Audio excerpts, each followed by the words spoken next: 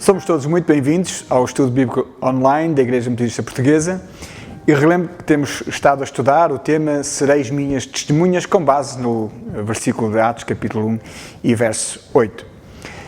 Vamos responder a uma outra pergunta? Vamos ter a convicção de que temos a resposta certa para a pergunta que vamos colocar a cada um de nós neste estudo. E vamos ter também a convicção e o desafio que iremos ser testemunhas do quê?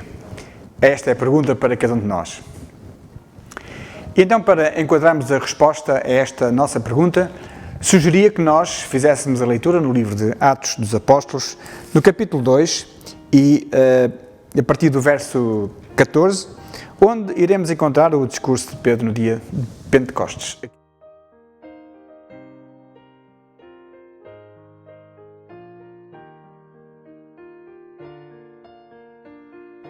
Então, relembrar a leitura do versículo 32, desta leitura que fizemos, capítulo 2 do livro de Atos, do verso 14 até ao verso 32. Deus ressuscitou a este Jesus, do que todos nós somos testemunhas. Então podemos perguntar, do que é que nós somos testemunhas? Este texto é uma pregação missionária de Pedro, digamos assim, pronunciada após o evento do Pentecostes, aquele momento em que desceu o Espírito Santo e preencheu a vida e a alma de cada um. Depois de interpretar este episódio, nos versos 14 até ao verso 21, a palavra de Pedro segue o esquema de um sermão apostólico orientado para um público judeu. Mas, em primeiro lugar, eu queria evidenciar convosco esta testemunha de Pedro. Do que é que Pedro testemunha? No verso 14 nós vemos que ele se levanta, não sozinho, mas faz isso com os 11, e nós podemos aperceber que ele está determinado, que ele está convicto, muito sério, muito obstinado no que tem que dizer também, e também persuasivo. Mas curiosamente ele não está sozinho, ele está com os outros 11.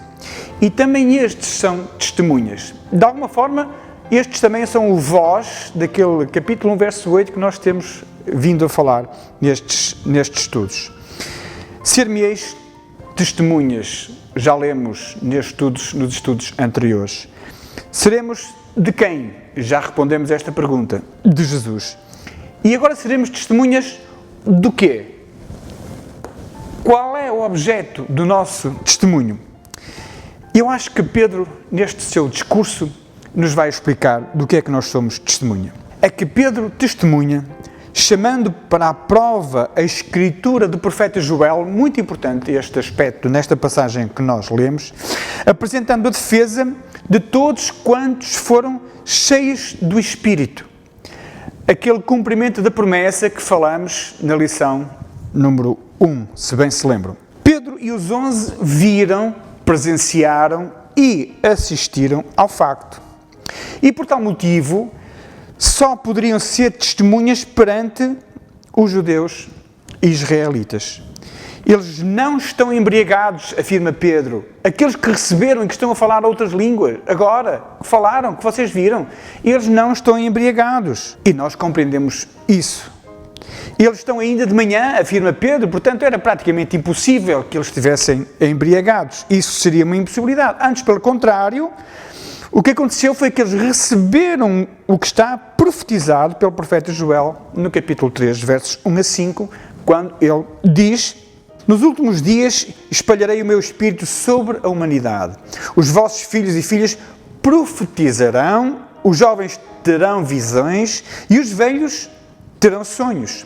Espalharei o meu espírito também sobre os meus servos e servas, e eles hão de profetizar em meu nome naqueles dias. Farei ver maravilhas lá em cima no céu e sinais cá embaixo da terra, sangue, fogo e nuvens de fumo.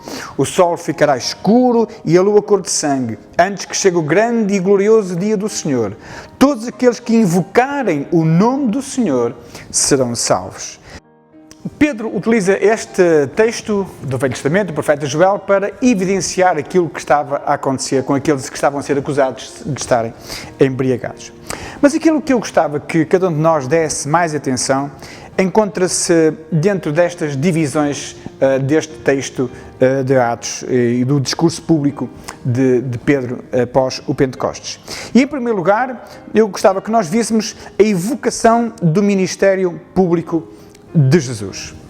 Esta evocação nós podemos percebê-la no verso 22 e 23, quando diz: varões israelitas, escutai estas palavras. Por outras palavras, Pedro diz-nos aqui daquilo que nós somos testemunhas e do que é que ele também é testemunha. No verso 22, Jesus de Nazaré, afirma Pedro, foi um homem que teve a aprovação de Deus diante de todos vós, como viram pelos milagres, maravilhas e coisas extraordinárias que Deus fez por seu intermédio no vosso meio, como bem sabem. Pedro afirma que Jesus de Nazaré foi um homem com a aprovação de Deus, ou seja, ele evidencia factos que desnudam aquilo que era a inverdade acusatória sobre aqueles que tinham recebido o Espírito Santo e sobre a pessoa de Jesus.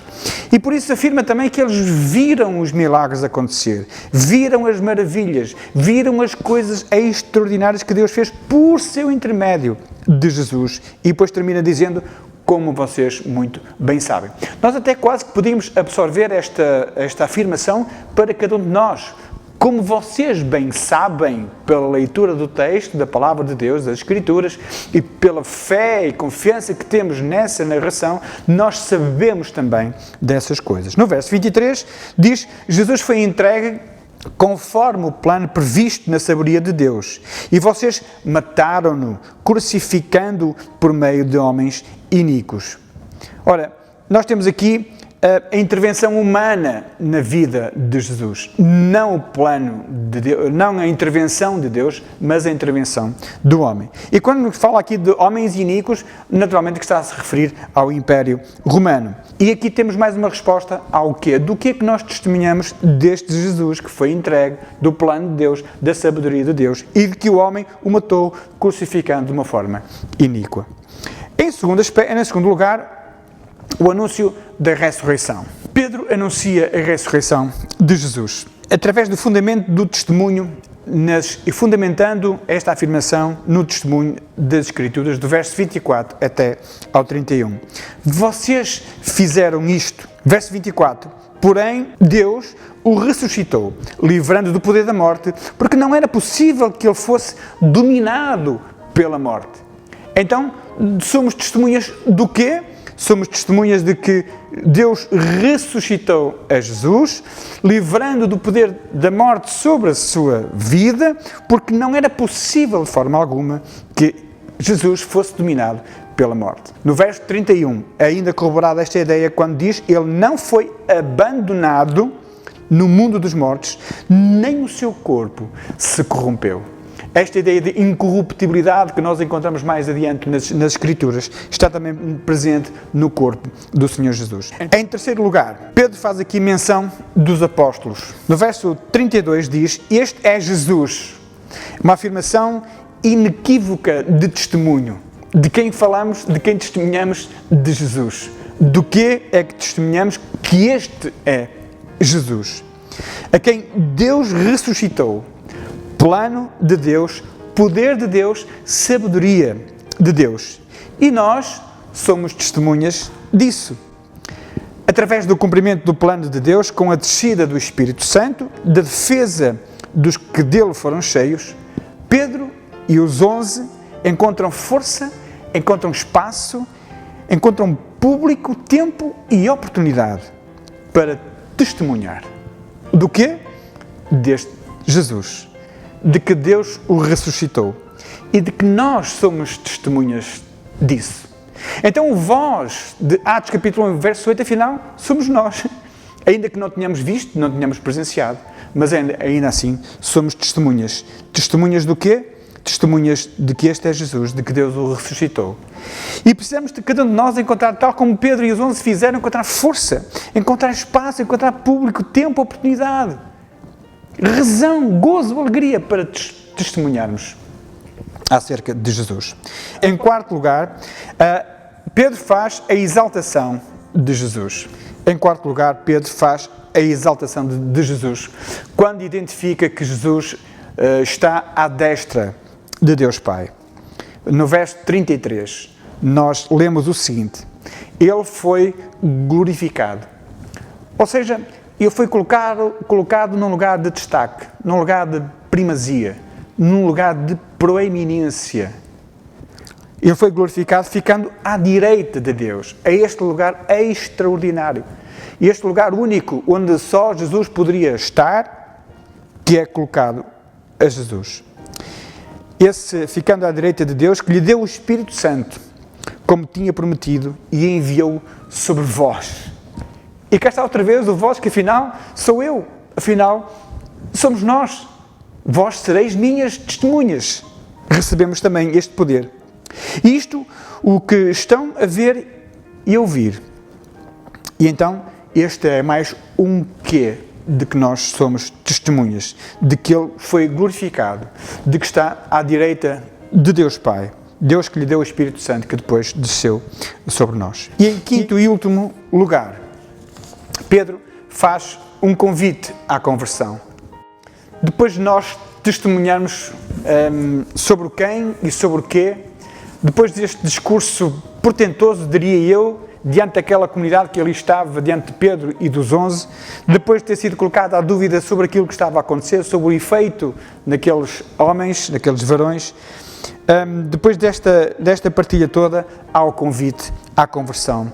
E lemos isso dos versos 37 até ao verso 40 desta leitura. Do que Pedro testemunhou, originou uma pergunta semelhante à do carcereiro. Irmãos, que devemos fazer? É muito curioso termos Lucas a colocar estas duas perguntas, tanto no Evangelho como depois no livro de Atos, de uma outra maneira, e outros intervenientes. Mas a pergunta vem, irmãos, que devemos fazer? E novamente Pedro encontra a força, o espaço, encontrou o público, o tempo e a oportunidade para testemunhar. E Pedro responde-lhes: arrependam-se, arrependam-se, deem uma outra volta à vossa vida, deem outro objetivo à vossa vida, canalizem os vossos interesses, canalizem a vossa vida para outro nome, que não esse que vocês estão a seguir.